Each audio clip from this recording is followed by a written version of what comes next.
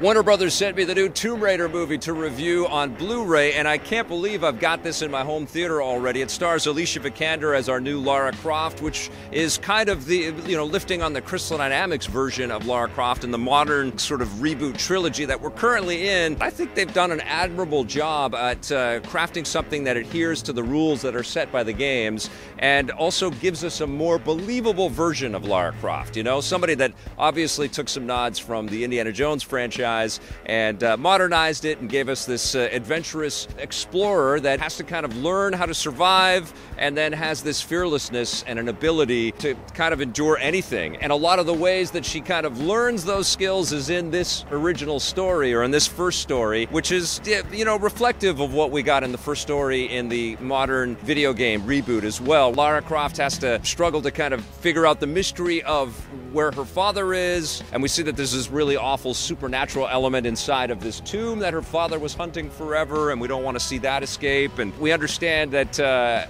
these mercenaries that are on the island are trying to sort of weaponize this power and bring this power back for evil. It looks like the game. When you're watching the movie, you want to play the game, which I think is part of the reason why these movies based on interactive entertainment would want to be made in the first place. It needs to kind of be authentic and true to it. When you watch a great Spider-Man movie, it does kind of make you want to dive deeper into the comic books, and it's the same thing here. Like, you watch this movie, it's like, okay, effectively, you have made me want to go back and play these games again. But it does feel a little too pat and too cliche. In some ways, I wish that they had deviated a little more on the storytelling to, I don't know, make it feel a little bit more authentic for modern-day movie audiences and to, give us something a little bit fresher and newer, because I think it sort of sticks on the line a little too much. The storytelling in the games is much more palpable and powerful because you actually take control of the character, so you feel, the pain that Lara Croft goes through. When you're sort of sitting,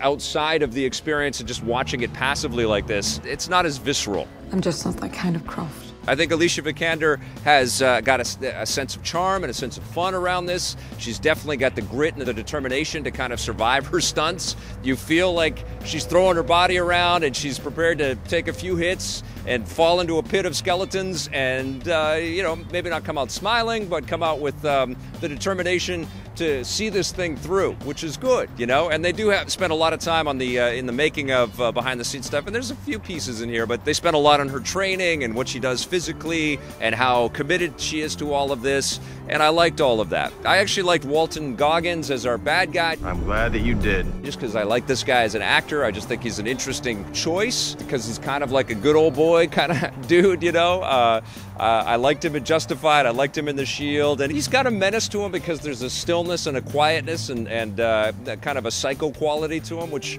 I think is pretty cool. There's actually a great little mini doc in there about the legacy of Tomb Raider in video game form, and lots of little bits and pieces from video game footage going all the way back to the beginning. It'll be an adventure.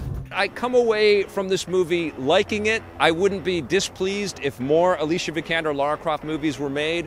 I don't know if that's going to be the case. I think that it's a little bit more in line with what Lara Croft and what Tomb Raider kind of means than the Angelina Jolie movies, which have a goofy, so bad they're kind of fun charm of their own.